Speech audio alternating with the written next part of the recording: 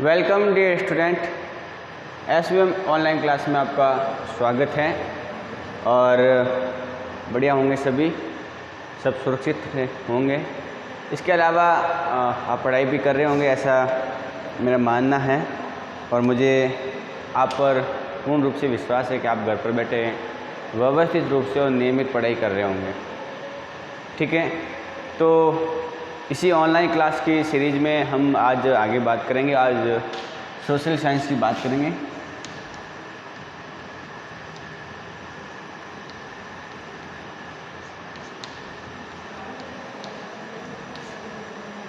ठीक है, social science के अंतर्गत हमने पिछले वीडियो में पढ़ा था कि जब 1857 की क्रांति पूरी हो गई थी और उसके बाद में किस प्रकार नए बदलाव हुए, उन बदलावों की बात करने के बाद में हम नए लेसन की शुरुआत भी करेंगे। तो विद्रोह के बाद में जो साल बीते उनमें क्या क्या परिवर्तन हुए, उन परिवर्तनों को जानना भी ज़रूरी है, उनको देखना भी ज़रूरी है।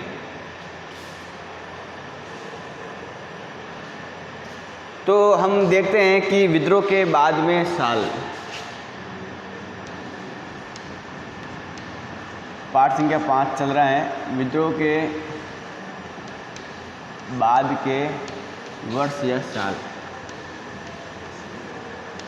1857 की क्रांति होने के बाद में देश में अंग्रेज़ों ने क्या परिवर्तन किया, उसको एक एक समझेंगे और लिखेंगे भी। तो हेडिंग लिखेंगे विद्रोह के बाद के साल। अब देखो, जब 1857 की क्रांति शुरुआत हुई, मतलब ये विद्रोह हुआ, उस विद्रोह को दबाने के लिए अंग्रेज़ों को लगभग 2 साल का समय लगा। जो विद्रोह हुआ 1857 का, उसको दबाने के लिए, उसको ख़त्म करने के लिए अंग्रेज़ों को बड़ी मेहनत करनी पड़ी। उन्होंने हार नहीं मानी और इस विद्रोह को दबाने के लिए उनको कम से कम 2 साल लगा। और एक बात उनके दिमाग में ये भी समझ में आ गई कि जिन नीतियों के तहत वो भारत में शासन कर रहे थे, कंपनी शासन कर रही थी, अब उस कंपनी को, नीतियों को बदलने की ज़रूरत है। बात आपको ये ध्यान में रखना है कि 1857 की क्रांति के बाद में कंपनी को लगा कि अब हमको नीतियाँ बदलनी पड़ेगी, क्योंकि इस नीति के तहत अब हम भारत पर नियंत्रण नहीं रख सकते। तो जो बदलाव के उनकी बात करेंगे, तो पहला जो बदलाव था कि ब्रिटिश संसद में 1858 में एक कानून पारित किया और इस कानून के तहत ईस्ट इंडिया कंपनी के सारे अधिकार ब्रिटिश सरकार के हाथ में आ गए। और अब जो भारतीय मामले हैं वो सीधे ब्रिटिश सरकार द्वारा होंगे। और इसके लिए ब्रिटिश मंत्रिमंडल में एक पद है, एक सदस्य है, भारत मंत्री के रूप में रखा। और उनको सलाह देने के लिए जो सदस्य हैं उसके लिए एक इंडियन काउंसलिंग समिति बनाई गई, काउंसलिंग बनाई गई। ठीक है, उसके अलावा एक और बदलाव हुआ कि अब भारत के गवर्नर जनरल की जगह वायसराय का पद बनाया गया और उनका जो प्रतिनिधित्व है सीधे अब राजा रानी इंग्लैंड के हैं, उनके हाथ में आ गया। ठीक है, इसका मतलब ये हुआ कि अंग्रेजी सरकार के हाथ में भारत की शासन व्यवस्था आ गई। तो लिखेंगे ब्रिटिश संसद ने, मैं बात लिख रहा हूँ, आप भी लिखेंगे।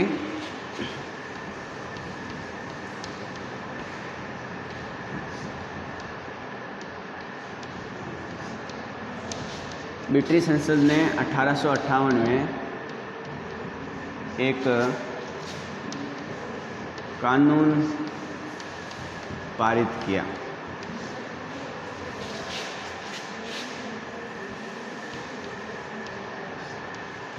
ठीक है, एक कानून पारित किया और ईस्ट इंडिया कंपनी के सारे जो अधिकार हैं वो ब्रिटिश साम्राज्य के हाथ में सौंप दिए गए। और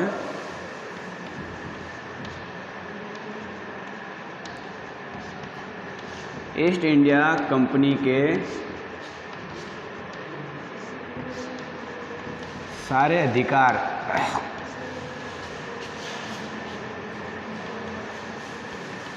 ब्रिटिश साम्राज्य को सौंप दिए।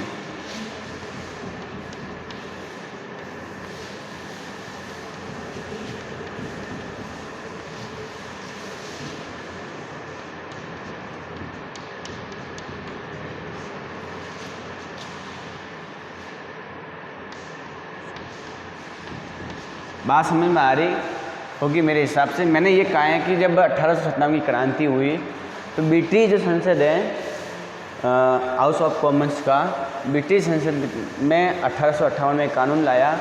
उसके तहत ईस्ट इंडिया कंपनी के पास में जो अधिकार थे, भाई 1857 की क्रांति से पहले भारत के अंदर जो शासन व्यवस्था है, अधिकारी वो ईस्ट इंडिया कंपनी के होते थे, तो उसके हाथ में शासन व्यवस्था थी। तो अब उसके हाथ से शासन व्यवस्था लेकर उसके पास में जो भी अधिकार थे वो लेकर ब्रिटिश साम्राज्य को सौंप दिए। ये ध्यान रखना है आपको, इसमें कोई समस्या नहीं होनी चाहिए। इसके अलावा ये भी लिखना है कि ब्रिटिश मंत्रिमंडल के लिए मंत्रिमंडल के एक सदस्य को भारत मंत्री के रूप में नियुक्त किया गया। तो दूसरी बात जो लिखेंगे आप,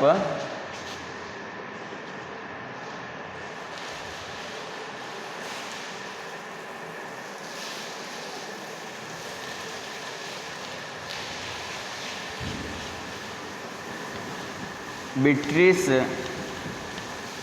मंत्रिमंडल का एक सदस्य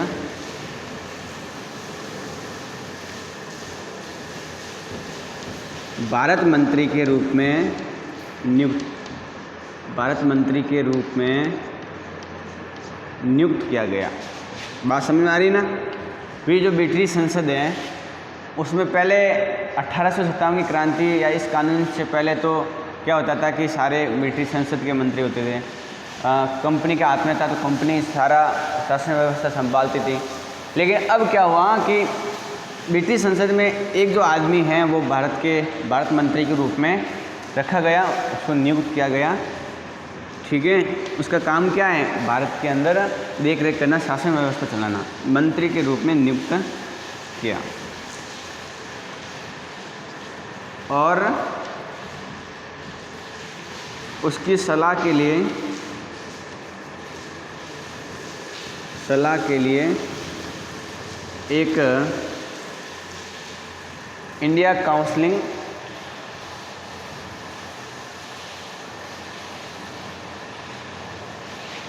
उसकी सलाह के लिए एक परिषद का गठन किया। एक परिषद मतलब काउंसलिंग, पूरे सदस्यों की जो संख्या समूह है उसको परिषद कहते हैं। तो एक परिषद का गठन किया जिसे इंडिया काउंसलिंग कहा गया। क्या कहा गया? India counselling.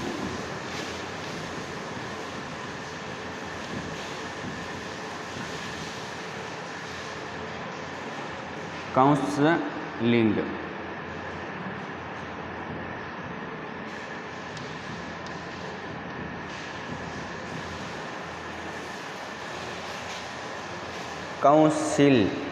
काउंसिल कहा गया आपकी किताब के अकॉर्डिंग। काउंसिल कहा गया।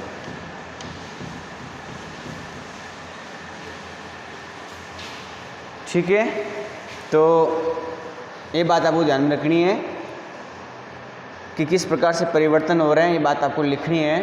क्वेश्चन आपको ये आ सकता है कि विद्रोह के बाद क्या परिवर्तन में आपको ये बात लिखनी है।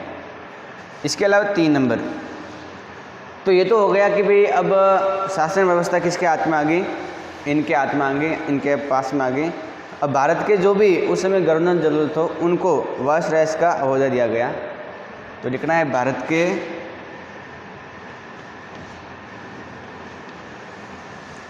गवर्नर जनरल को वायसराय, ब्रिटिश का एक पद है, वायसराय बनाया गया।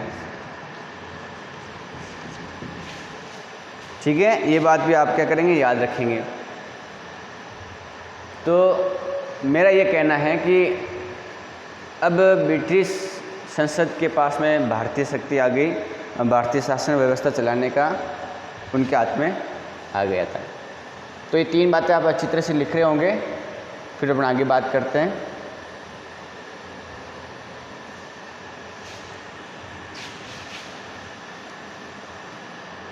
आगे देखो,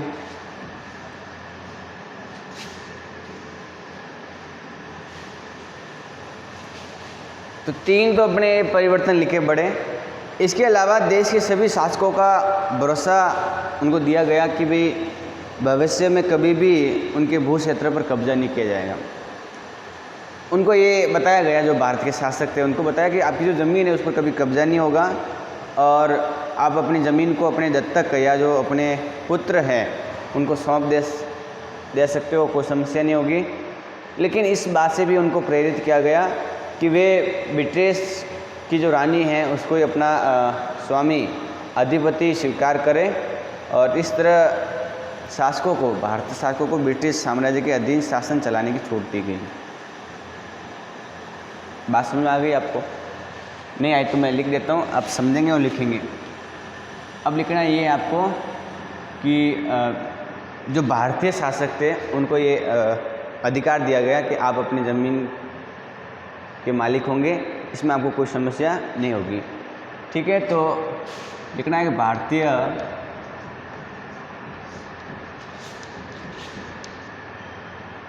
शासकों को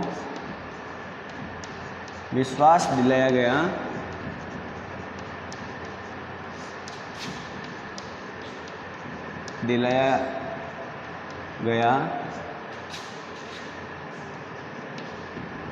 कि भविष्य में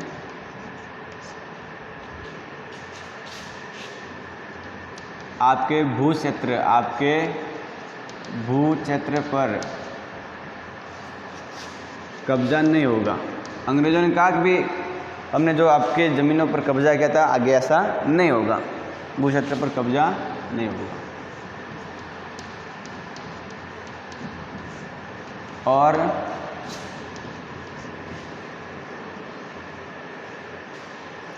उनके जो दत्तक पुत्र हैं उनको भी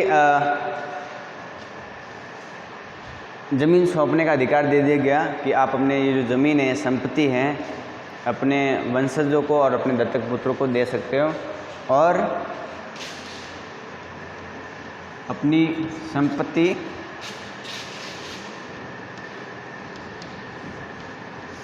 अपने वंशज या दत्तक पुत्रों को दे सकते हो।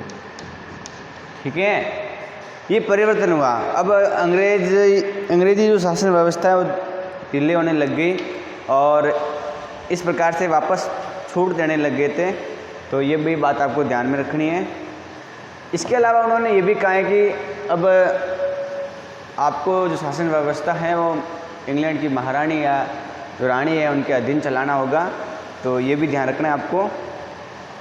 ठीक है, और इस प्रकार से भारतीय शासकों को ब्रिटिश साम्राज्य के अधीन शासन चलाने की छूट दी गई। 5 नंबर लिखेंगे कि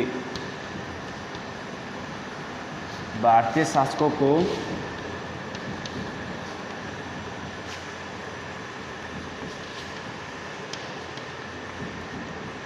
ब्रिटिश शासन के अधीन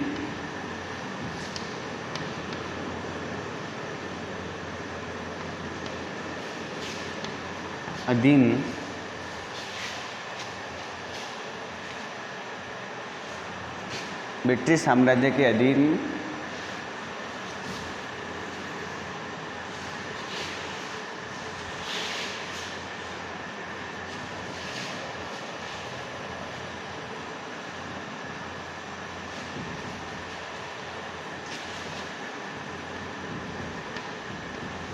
साम्राज्य के अधीन शासन चलाने की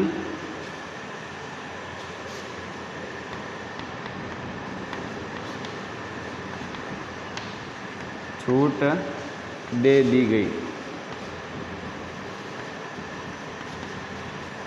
ठीक है, तो ये बात आपको ध्यान रखनी है। मतलब ये हुआ कि पहले क्या था, पहले जो भी शासक थे उनकी ज़मीन ली गई, कंपनी ज़मीन ले ली थी सहायक संधि के तौर पर और भी किसी वजह से, और उनको राजा का कोई बेटा नहीं है, संतान नहीं है, तो वो दूसरे व्यक्ति को गोद लेते, तो गोद लेने का जो अधिकार था वो छीन लिया गया था। लेकिन ये क्रांति हुई तो इससे कुछ परिवर्तन हुआ। अंग्रेज़ों को लगा कि हमको अपनी नीतियाँ बदलनी पड़ेगी, तभी हम भारत के अंदर शासन व्यवस्था चला सकते हैं। इसलिए उन्होंने इस प्रकार से परिवर्तन किए। अपने एक एक परिवर्तन देख रहे हैं कि गवर्नर जनरल का जो पद है वो ख़त्म करके वायस बनाया गया। पहली बात तो ये है। दूसरी बात ये भी रखना है कि अब जो ब्रिटिश संसद है उसके अंदर एक भारत मंत्री नियुक्त किया गया। इसके अलावा आपको ये भी ध्यान रखना है कि अब जो भारतीय शासन व्यवस्था है वो ब्रिटिश साम्राज्य के अधीन आ गई, उनके हाथ में आ गई। अब उनकी जिम्मेदारी है भारतीय शासन व्यवस्था चलाने की। इसके अलावा जो भी भारतीय शासक थे उनको इस प्रकार का विश्वास दिलाया गया कि हम आने वाले समय में आपकी ज़मीन पर अधिकार नहीं करेंगे, कब्जा नहीं करेंगे। और इसके अलावा उनको ये भी कहा गया कि आपकी जो ज़मीन है वो आपके पुत्रों की है, आपके वंशजों की है, आपके जो दत्तक पुत्र हैं जो आप लेंगे उनकी है।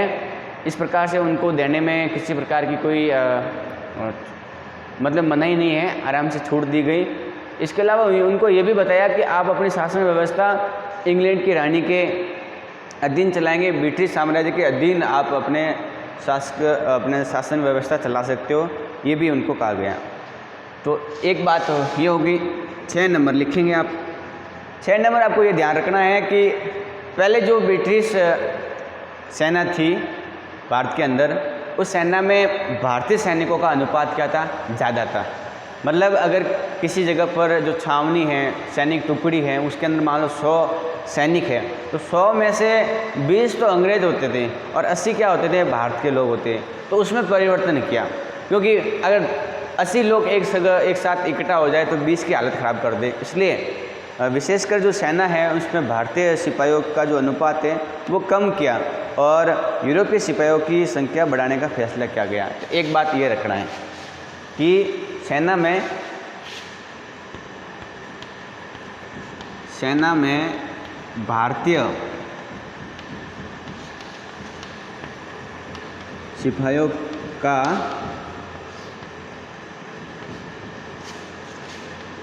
अनुपात कम किया गया और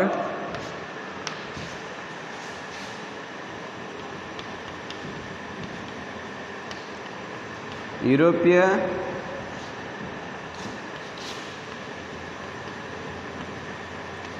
सिपाहियों का अनुपात बढ़ाया गया।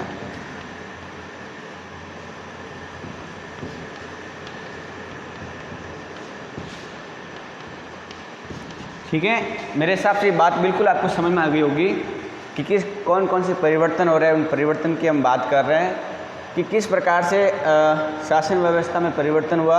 अंग्रेज़ों को जो लगा कि अब हमारी नीतियाँ बदलनी चाहिए, तो उन्होंने भारतीय शासकों को विश्वास दिलाया और अंग्रेज़ों की जो सेना थी उसमें जो भारतीय लोगों का जो अनुपात था इतना ज़्यादा था, तो उसको कम किया और उसको कम करने के बाद में यूरोपीय सेना का विशेषकर क्या हो गया, उनका संख्या बढ़ाई, उनका अनुपात बढ़ाया गया।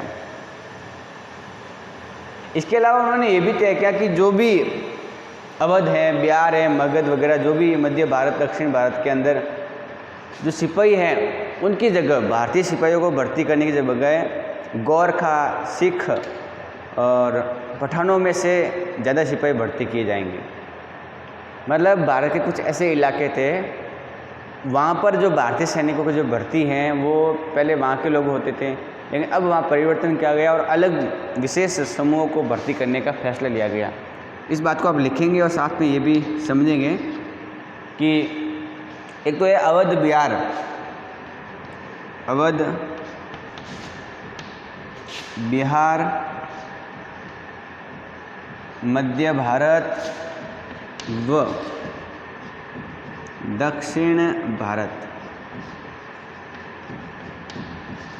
मैंने आपकी 4 जगह बताई है, मध्य भारत, दक्षिण भारत, अवध और बिहार। वहाँ के जो भारत के सिपाहियों को भर्ती करने के बजाय तो लिखना है कि अवध, बिहार, मध्य भारत और दक्षिण भारत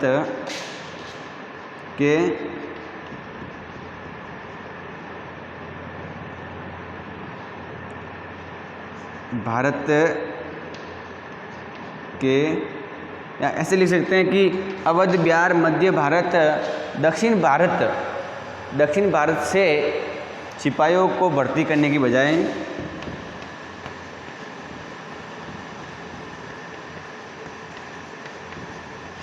सिपाहियों को भर्ती करने की बजाय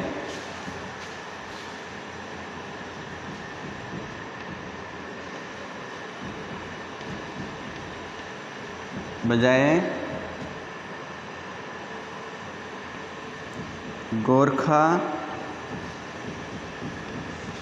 सिखों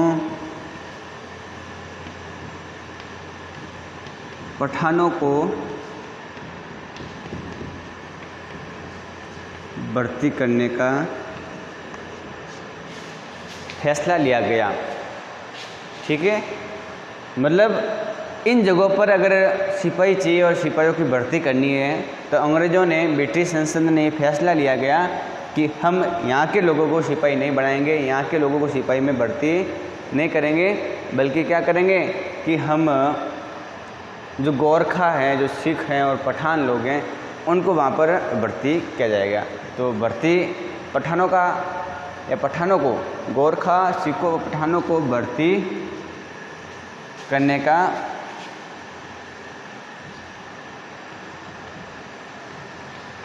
फैसला किया गया। ये बात भी आपको लिखनी है। इस बात में कोई समस्या नहीं रखनी है।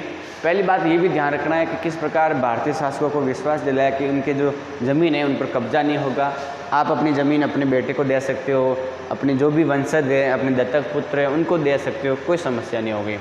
इसके अलावा भारतीय शासकों को जो शासन व्यवस्था चलाने की जो छूट दी गई है वो ब्रिटिश साम्राज्य के अंडर में रहकर, मतलब भारतीय जो शासक हैं वो अब किसके नीचे आ गए, किसके अंडर में काम करेंगे, ब्रिटिश साम्राज्य के अंडर में। और उनको जो अधिपति हैं वो इंग्लैंड की महारानी को माना गया। अब सेना है, उस सेना में अनुपात बदला गया। पहले भारतीय सेना का अनुपात ज़्यादा था, उसको कम किया गया और यूरोपीय सेना का अनुपात बढ़ाया गया। एक बात भी ध्यान में रखनी है। इसके अलावा जो अवध हैं, बिहार हैं, मध्य भारत और दक्षिण भारत के कुछ ऐसे इलाके हैं जहाँ पर स्थानीय लोगों को सेना में भर्ती नहीं किया जाएगा। अगर वहाँ सेना की ज़रूरत है तो सिपाहियों की ज़रूरत है तो वहाँ पर गोरखा जो जनजाति है, जो लोग हैं, सिख हैं और पठान जो लोग हैं, उनको भर्ती अधिक से अधिक किया जाएगा। ये बात आपको लिखनी है और याद रखनी है और समझने वाली बात समझनी भी है। तो इसमें कोई समस्या नहीं होगी मेरे हिसाब से।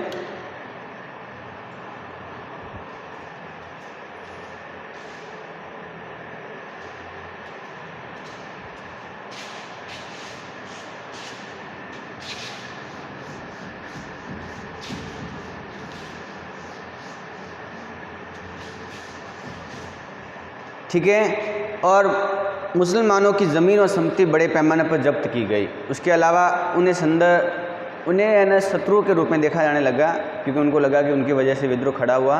इसके अलावा अंग्रेज़ों ने यह भी फैसला किया कि भारत के लोगों के जो धर्म है और सामाजिक रीति रिवाजों का सम्मान किया जाएगा। तो आगे लिखेंगे, भारतीय धर्म व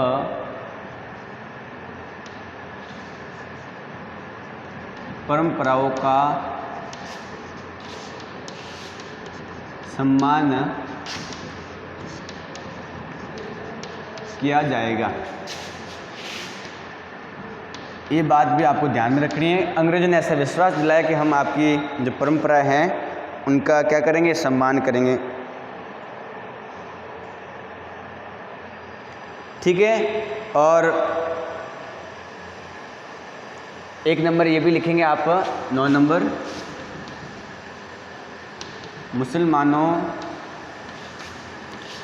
की ज़मीन पर, मुसलमानों की ज़मीनों पर कब्जा किया गया। ठीक है, उनको लगा कि उनकी वजह से विद्रोह हुआ, तो ऐसा भी हुआ। तो ये ऐसे चरण थे, ऐसे बदलाव थे जो उस समय भारत के अंदर हुए 1857 की क्रांति के बाद। इस प्रकार से आपका ये लेसन भी कंप्लीट हो जाता है। ये बातें लिखनी है, याद रखनी है और इनको पढ़ना है आपको दोबारा जब भी टाइम मिले, और किताब से भी पढ़ना है। बाकी आप अपना ख्याल रख रहे होंगे और आज के इस वीडियो में इतना ही, बाकी अपन अगले वीडियो में बात करेंगे और अगले वीडियो में हम नए लेसन की शुरुआत करेंगे। धन्यवाद। वीडियो में बने रहने के लिए वीडियो को लाइक ज़रूर करें।